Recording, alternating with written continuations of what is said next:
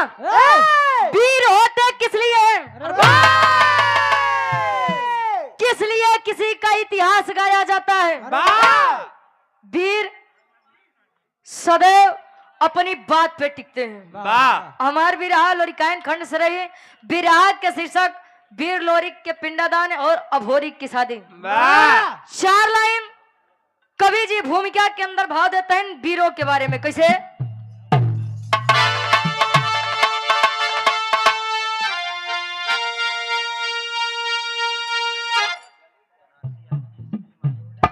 Banarasi Yadav ji JCB वाले ठेकेदार साहब, ये 501 रुपए का महान आशीर्वाद। माई भगवती आपके काम में दिन रात शोगना तरक्की दें। अब गुरु जी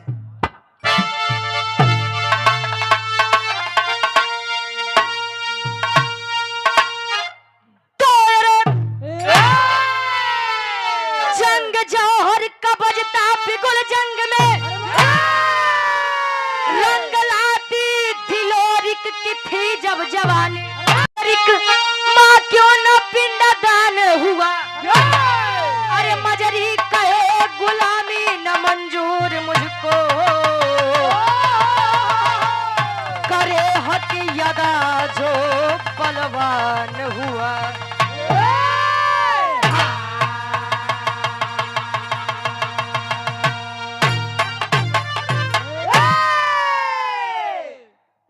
आज के वीर रस भगवान ने बचावे। आप पीछे मंच डरवावत बा, आगे माइक जाई तो जाई कहाँ। ए भैया हाँ कक्का बिछवा में जान ले इतना ज्यादा सांस होगी बहन, अब समझी नहीं आवत तक जाई कहाँ।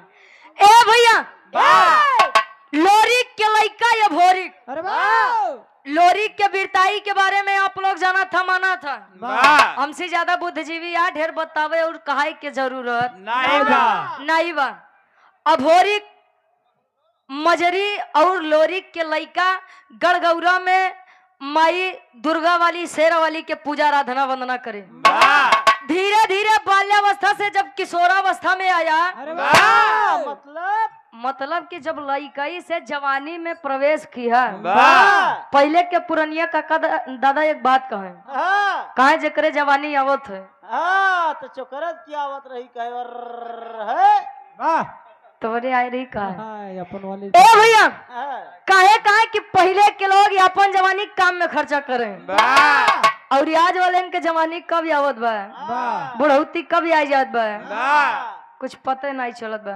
पता चले खटिए बीत जाता। अच्छा खटिए कहीं बीते 8 बजे बर सोवत। अच्छा ए भैया लोरिक के लइका या भोरिक जब जवान हुआ सयान हुआ, मन में एक बात विचारे। विराट के पूरा निष्कर्ष कवि जी गजल के भाव में देते हैं। कैसे? गुरु जी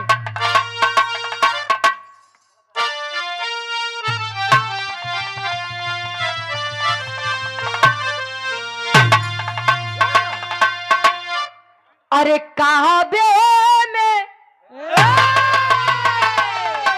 अरे काबे में तेरा जलवा काशी में नजारा है, काबे में तेरा जलवा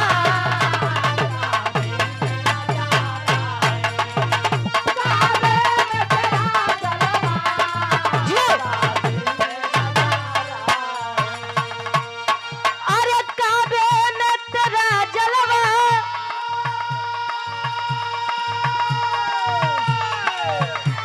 काशी में नजारा है,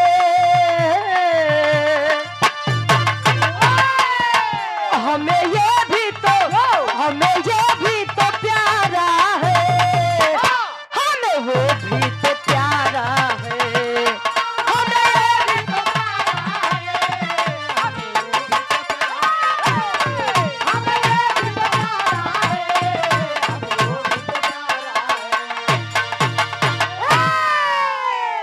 विश्वकर्मा मेडिकल पशु भाई अब वे बोलते हैं तो हम यार भाव बनते तो हंस के खराब न करवा। ए भैया लेकिन वीर चाहे अपने में हो और चाहे दूसरे में जाए, एक बात जान ला, जंगल में केवल एक ही शिकारी होता है, एक ही शेर होता है। और शेर के आगे जी आवो है। हाँ हाँ तो शेर का करत है? हाँ फाड़ डालता है। कवि जी लिखते हैं कैसे?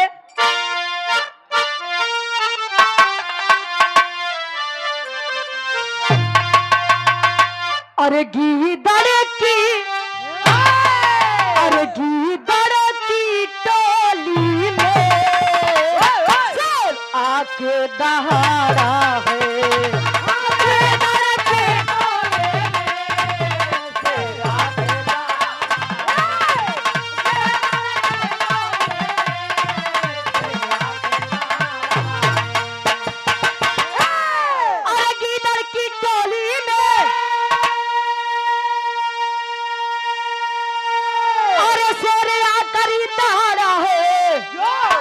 अरे चढ़ी गर्दन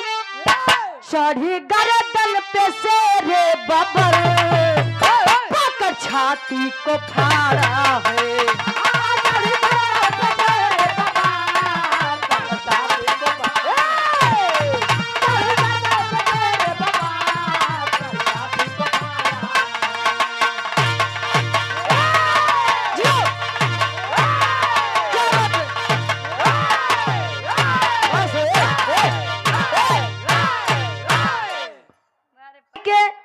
अब होरी अपने माई मजरी से पूछे, का पूछे?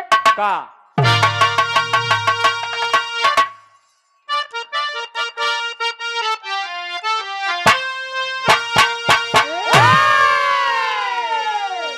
अरे तो एक दिन माता मजरी से होरी के आके बोला, कब से तुम हो ना सोई,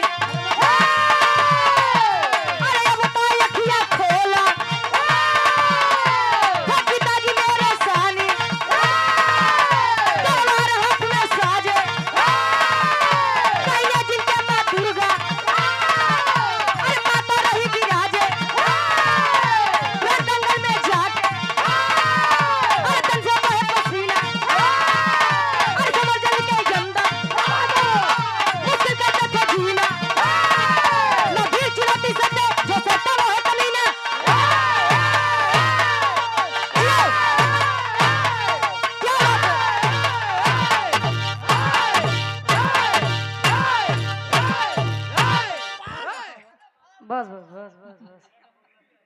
ए भैया कहानी क्या तने समझ रहा?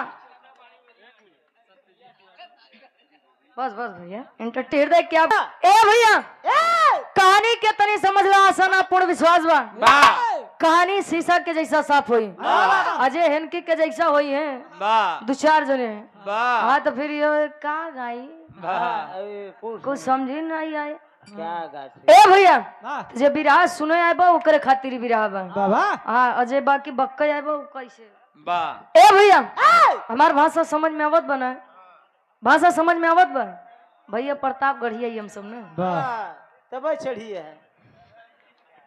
ए भैया लड़का जब जवान बा माई दुर्गा के पूजा आराधना विनती करे, माई दुर्गा नहीं आवत है। एक दिन जाई के मंदिर में सोचत बा माई, ए माई जब भी जरूरत पड़ी मेरे पिताजी ने अपने जंघे के खून से आपको संतुष्ट किया है, और उन्हीं के लड़का हम ही का हमसी कोनो गलती भग का? माई माँ दुर्गा प्रकट हुई ना रे बेटा ना, तुम्हारे पिता मेरे इतने बड़े भक्त थे, पुजारी थे, साथ ही साथ वीरता के बारे में तो उनका कोई जोड़ ही नहीं था। कहीं तब कहीं बेटा आज भी उनकी आत्मा भटक रही है। आत्मा कहीं इतना दिन बाबूजी के ही दुनिया छोड़े के बाद आज ले पिंडादान नहीं बा। कहीं जाई की बात अपने माई से पूछा, आई के माई मजरी से पूछत बा, माई मजरी बतावे ए बेटा गौरा में बहुत वीर पड़ा है, मैं चाहती तो जाके पिंडादान करवा देती, लेकिन वो पिपरी के राजा सुरपति क्यों के पहला पिंडदान नहीं करे दे। सुबह सुबह होती है तो पहले पिंडदान वो करे, अब पिंडदान ना करे के बाद तो पहले उसी सामना करा, ओकरे बाद पिंडदान करा। अरे वीर जब इतनी बात सुना तैनात हो गया। अपने माई मजरी से कहत बा का एक लाइन गीत लगत बा ठेकेदार साहब अब गुरुजी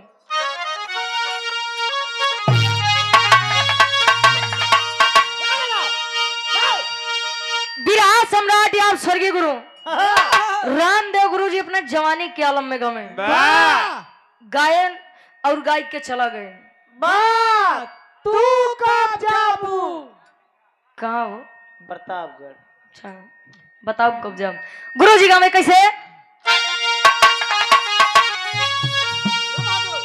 अरे त झूलनी पे उड़ान अरे झूलनी पे उड़नी हई जहाजिया उड़ा द हई जहाजिया उड़ा द हमार पाई जे बड़ा जहीरा जरा द हमार पाई जे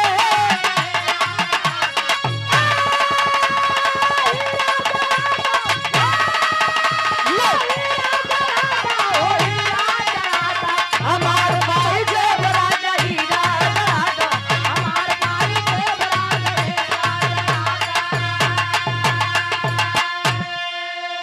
लेकिन मजरी से अभोरी कहे का कहे अरे बिरताई के हमारी अरे बिरताई के हमारी हई तिलकिया लगावा हई तिलकिया लगावा हमार माई हमके रण में पठावा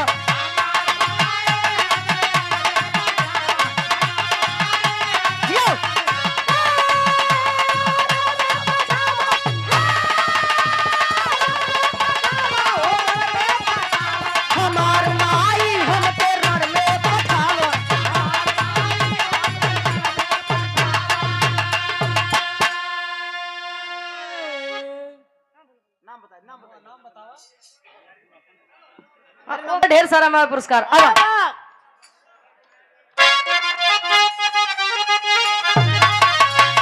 अरे बढ़ल गुमान बाटे अब दुश्मन के बाटे अरे मिटाऊ खानदान अब पूरी तैयारी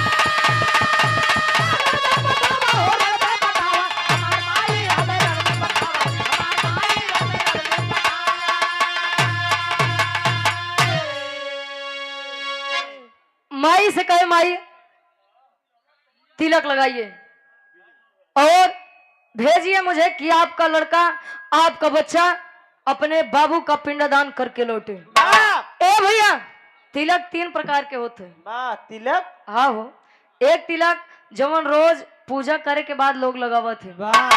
एक तिलक विजय तिलक होता है और तीसरा तिलक जाना थे जब शादी के पहले चढ़त है बर्बादी वाला। हाँ बर्बादी की शुरुआत वाला 3 तिलक होते ए भैया माई मजरी अपने लड़का के तिलक लगाए के भेजत कहा ई बनारस के पावन धरती पे बनारस में जब आए पहली मुलाकात होत बा कैसे एक लाइन गीत लगत बा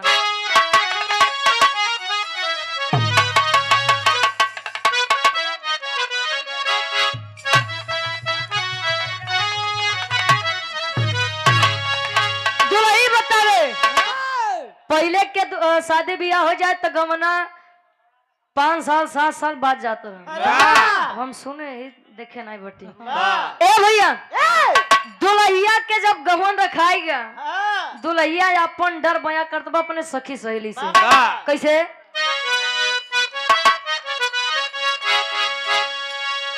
अरे जब से गवनावा के अरे जब से गवनावा के दिनवा धराए रतिया ननी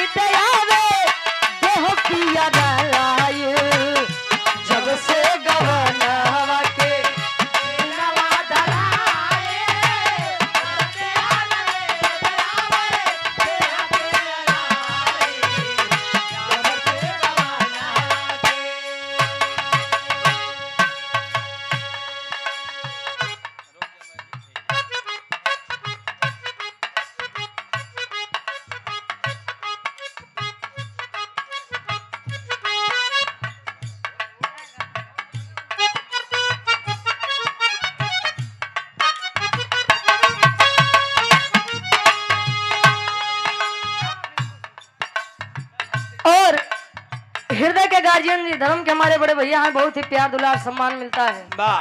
10 अक्टूबर के भैया के घरे कार्यक्रम रहन है। आप विजय यादव भैया जी रामगढ़ कोठारी प्रयागराज से बहुत ही सुंदर स्मृति देकर सम्मान किए। साथ ही हमारे मोनू भैया भी रहे। ए भैया कहानी के तनी ध्यान दिया। बनारस में जब अभोरी की आए तो पहली मुलाकात होत बा कैसी?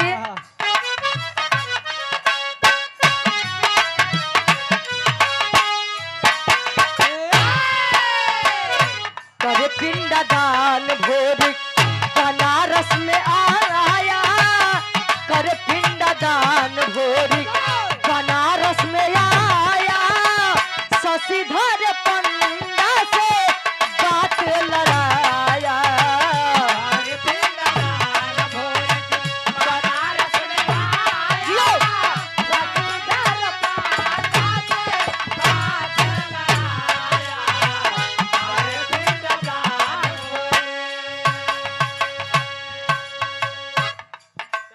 और धर्म के हमारे गार्जियन जी, धर्म के हमारे बड़े भैया आप चंद्रजीत यादव जी हमारे पड़ोसी जिले से जौनपुर से इंडियन ऑयल गार्जियन जी के द्वारा सुंदर पुष्प पंखुड़ियों में गुथा हुआ हार और 501 रुपए का महान आशीर्वाद।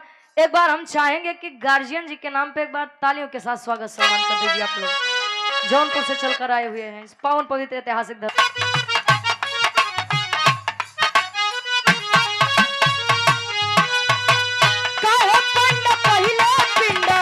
दान करी है राजा, दान कर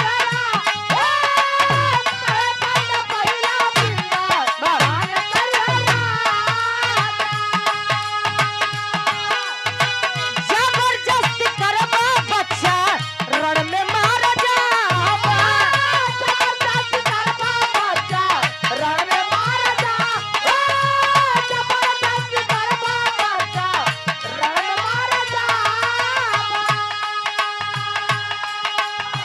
जबरदस्ती करबा बच्चा रण में मारा जाबा। सुन के बचन भोरी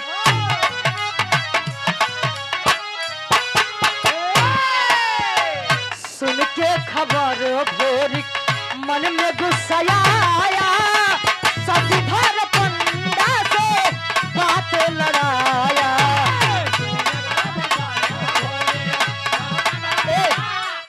रमाशंकर यादव जी हलवाई साहब पतनवा से आप गार्जियन जी के द्वारा 100 रुपए आशीर्वाद के सारी। और आप महेश यादव पटनवा से आप गार्जियन जी के द्वारा 100 रुपए का महान आशीर्वाद। सुंदर पुष्प पंखुड़ियों में गुथा हुआ हार। ए भैया ई बनारस में जब आए तो सुबह सुबह एक पंडा से भेंट भज होने। पंडा के नाम शशिधर पंडा बताओ। शशिधर पंडा उहे पंडा यादव जी के आप रामचंद्र पाल जी परोरा से पूर्व बिरहा गायक।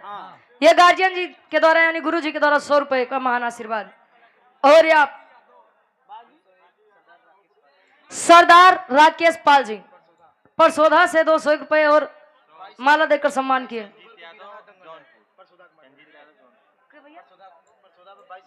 22 अक्टूबर को परसोधा में बिरहा का बहुत ही विराट दंगल कराया गया है ये गार्जियन जी के द्वारा। और आप संजीत यादव ना अच्छा। और पुनः ये गार्जियन जी हमारे धर्म के बड़े भैया चंद्रजीत यादव जी आप जौनपुर से इंडियन ऑयल 100 रुपए का महान आशीर्वाद। बागी यादव मेन कलेक्शन साहूपट्टी से ये 100 रुपए का महान आशीर्वाद। साहूपुरी से आशीर्वाद के सारे। शशिधर पंडा से जब बात हुई शशिधर पंडा से बताए कि बाबा हमारे पिता वीर लोरी जिनकर इतिहास लोग आज गावत थे और आज के समय में नाम सुन रहा वीरताई के बारे में तो वीर लोरी के एक अलगे मिसाल बा।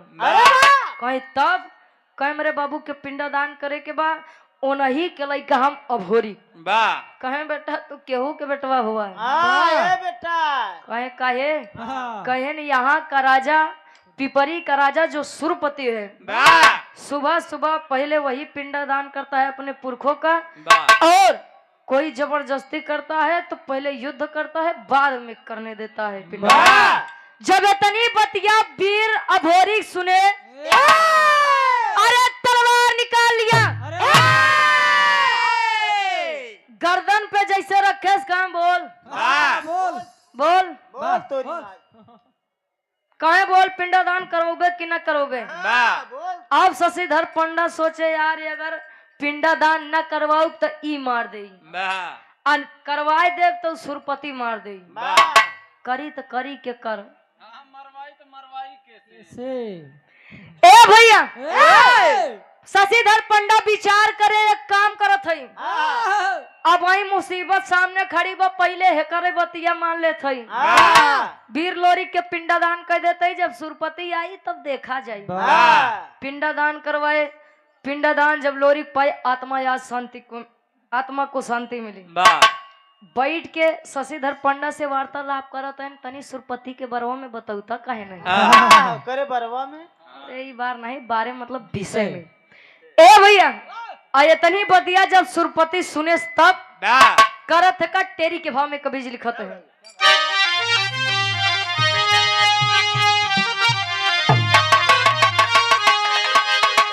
अरे जवानी जंगी जूझे जमके, अरे जवानी जंगी जूझे जमके, तो लोरिक भूत अभोरिक कहे मिटाऊ हमके, अरे हो हमके, अरे हो हमके। बस लोरिक पूत अभोरिक कहे मिटाऊ हमके, जवानी जंगी जूझे जमके। इतनी बतिया जब सुरपति सुने तो चल दिया रण में युद्ध करने के लिए। काल के लड़कियां हमारे सामने युद्ध करी, आए चल दिया। तब अब बिहार से वीर अभोरिक अकेला और सुरपति अपनी पूरी पलटन के साथ बनारस के धरती पे आ जा। जब आए तब करत का अभोरिक हमरे बिरहा के आखिरी गीत लगत बा।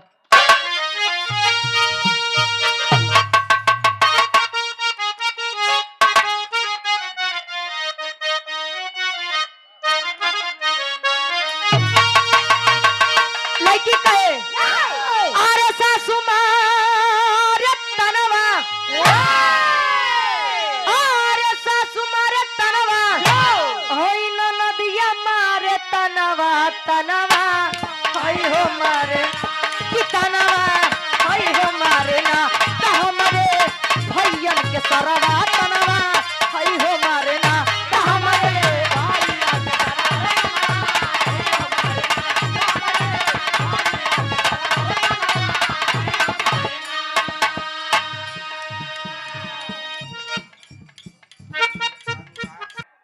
भाव में वीर अभोरिक तैयार हुआ। कैसे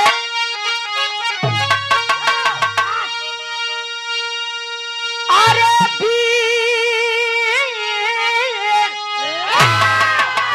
अरे लोरी के पुतवा घर जा, अरे लोरी के पुतवा घर जा, वीर बालवनवा जनवा अरे के मरवना त जनवा, अरे के मरवना त कूदा जंग माय तनवा, जनवा अरे के मरवना त कूदा।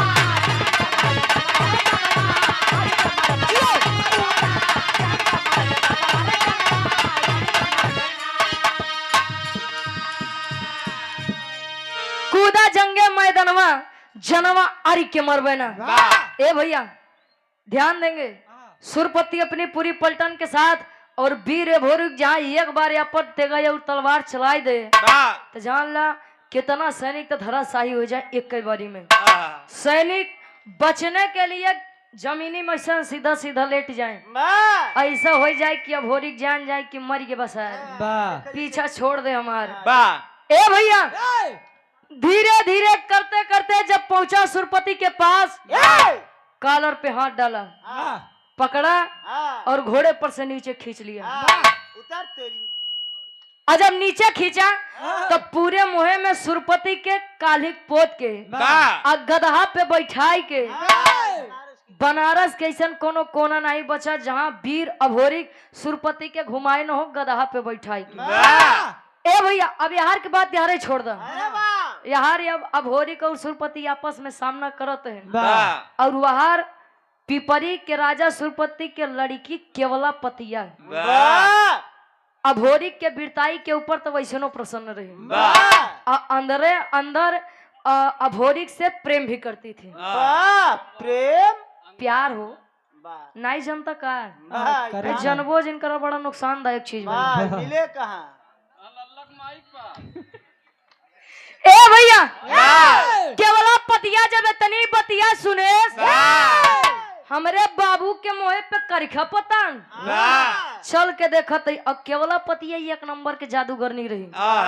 आए शशिधर पंडा के लगे पूछत बा कस हाँ ये पंडा अब होरी कौन है इसमें से कहे अरे वो जौन गदेला वो बैठा बा उहे अब होरी तोरे बाबू के बनारस के कोनो कोना नहीं छोड़े बेजती कराए के घुमाए के लाई के फिर बैठाए बा और जब इतनी बतिया केवला पतिया सुने तब करत है का पहापट के भाव में कवि जी लिखत है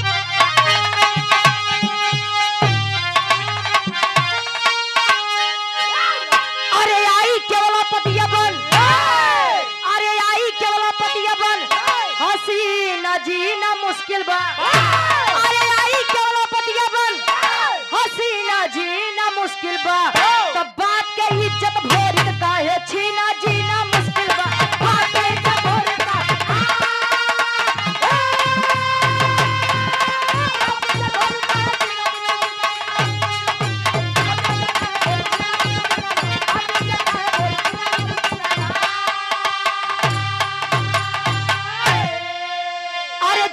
चलाई दिहली सुगना बनाई हो तो पिंजरा में कैद करके अपने भवन ले आई हो अरे कहे कुंवारी जी बनाई तोहरा बिना जीना मुश्किल बा अरे कहे कुंवारी जी बनाई तोहरा बिना जीना मुश्किल बा तब बात के इज्जत भोरी काहे छीना जीना मुश्किल बा बात के इज्जत भोरी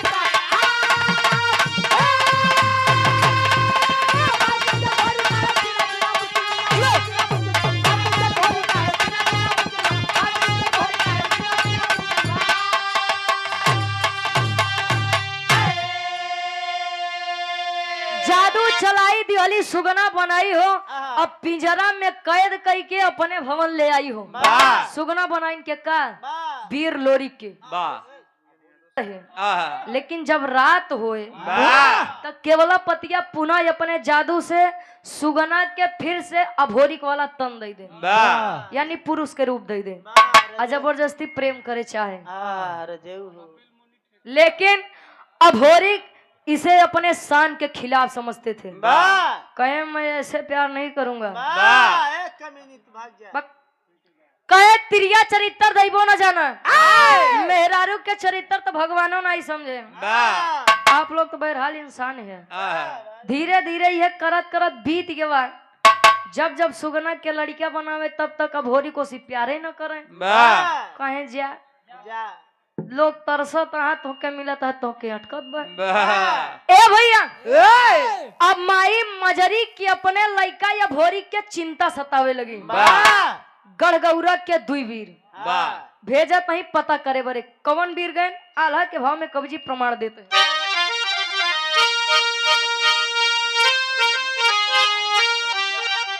कपिल मुनि ठेकेदार साहब कटरिया से 100 रुपए का महान आशीर्वाद आ भैया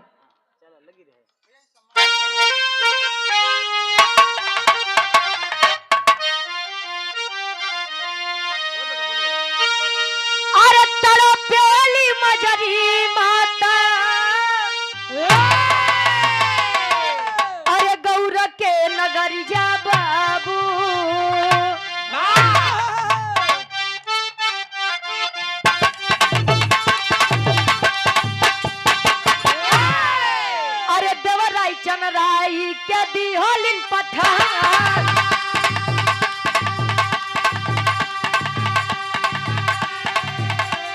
धीरे धीरे आई दैले काशी के नगरी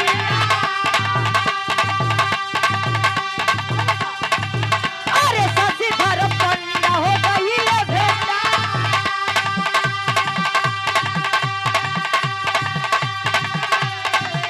अरे लगल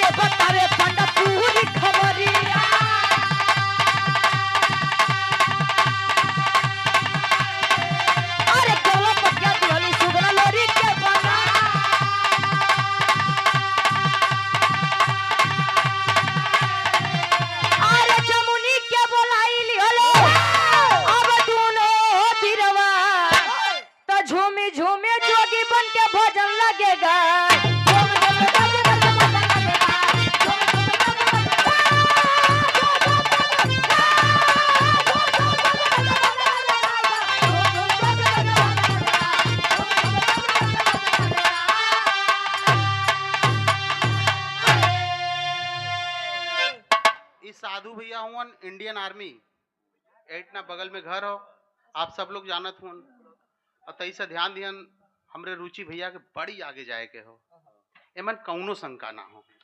भगवान ऐसे ही आगे बढ़ावत रहे और खूब बढ़िया चलावत रहे। बहुत बहुत ऐ सत सत नमन हो।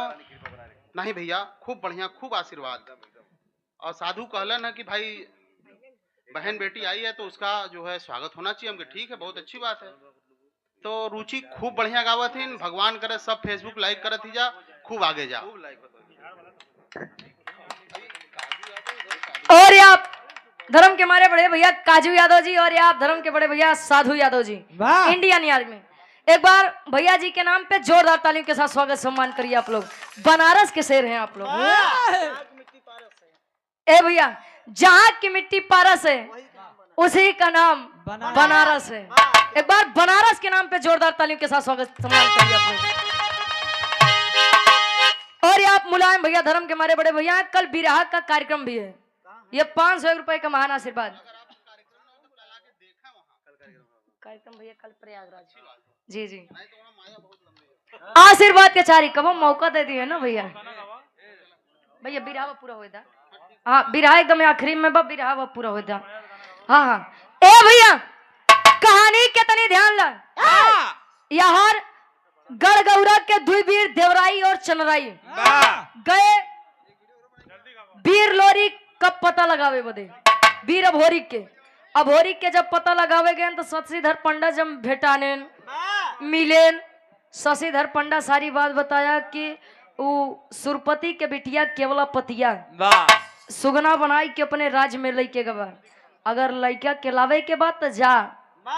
अब जमुनी माता के बुलाए, जमुनी माता भी जादूगरनी थी।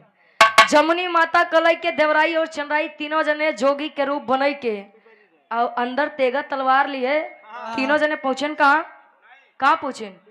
पिपरी के राज। और जब पिपरी के राज में पहुंचे भजन गावत गावत जात है। और जब राज्य में आए तो केवला पतिया सोचे जा बौरा हो हेतना दिन हो के बाद लियावे बदे भैया भैया गाय देते पूरा बिरहा जान ले। 1 घंटा से गावत अगर निष्कर्ष न मिली तो कोनो मतलब न निकल। बस 5 मिनट और थम जा, बस 5 मिनट। ए भैया केवला पतिया कहे जब इतना दिन में तुहार बुद्धि ना ही खुले, प्रेम तू ना ही कह पाया। ए भैया लेकर आई नीचे कहे अगर भजन सुनबा तो हो सकत तुहार बुद्धि खुल जाए तू प्रेम करे लगा। माई जमुनी जब नजर दौड़ाई कहीं ओहो बेटा मेरा वहां बैठा है। जादू से वीर अभोरी के पुनः उनकर शरीर दिवाई। अब केवला पतिया कुछ कह पावत इतने में अपने जादू से केवला पतिया के गदही बनाई दे। जब गदही बनाई तब होत का आखिरी भाव खड़ी के भाव में कवि जी लिखते हैं कैसे?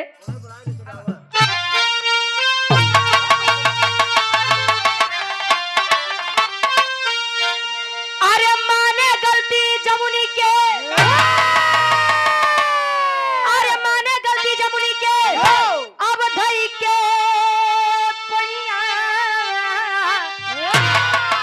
अरे माने गलती जमुनी के अब चरनिया धई के हम ही भाई तू बहिनी बचनिया कही के।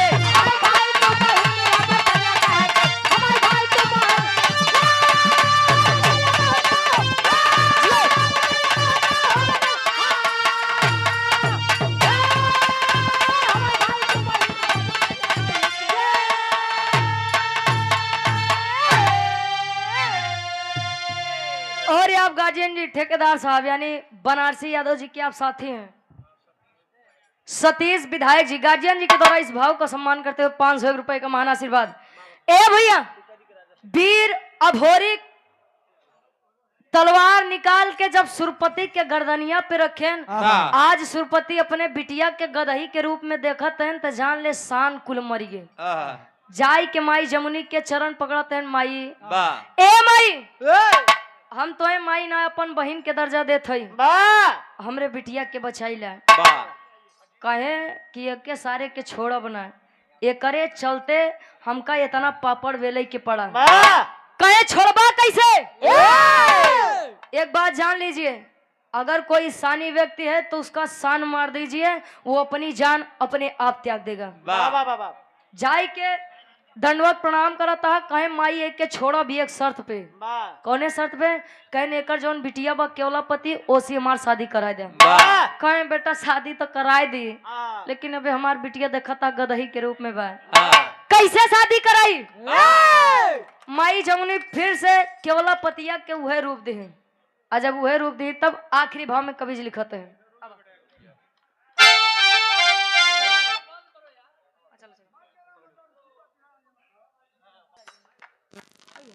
अब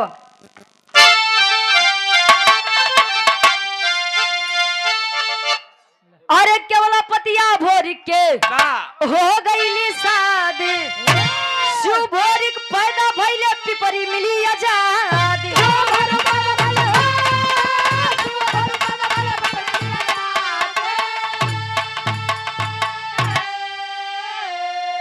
अरे अपने घरे आए अब दुल्हनिया लई के,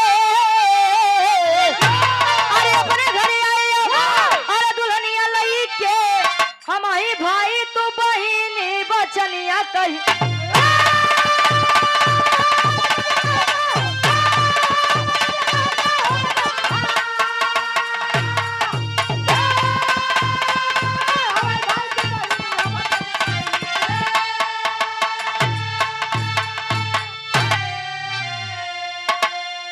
और पुनः हमारे धर्म के बड़े भैया आप साधु यादव जी, इंडियन आर्मी, हजारों हजार रुपए का महान आशीर्वाद, और ये आप सम्मानित जिला पंचायत जिला पंचायत आप गार्जियन जी धर्म के हमारे चाचा तुल्य हैं अजीत यादव जी, सुंदर पुष्पंखुड़ियों में गुथा हुआ हार, ढेर सारा महा पुरस्कार आशीर्वाद के चाह रही। अभोरिक और केवला पतिया की शादी हुई, आए और अभोरिक और केवला पतिया के बीच में एक लड़का, जो ने लड़का के नाम शिव भोरिक। वाह वाह वाह। और आप परोरों के आप ग्राम प्रधान साहब, हृदय के गार्जियन जी आप रामेश्वरम यादव जी, सुंदर पुष्पंखुड़ियों में गुथा हुआ हार, 500 रुपए का महान आशीर्वाद। ताली बजा दीजिए भैया, एक ही शेर बैठा हुआ। ए भैया, वीर लोरिक के लड़का वीर अभोरिक और वीर अभोरिक के लड़का शिव भोरिक। हमारे बिरहा के शीर्षक ये रहा कि लोरिक के पिंडदान और अभोरिक के शादी, आखिरी में खानदान के परिचय बा। गुरु बिहारी, गुरु गणेश, गुरु रामलाल और का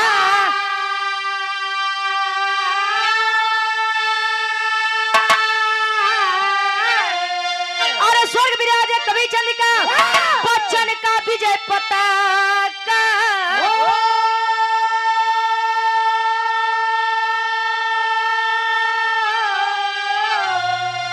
अरे जवानी जंगी जूझे जम के ग्वाल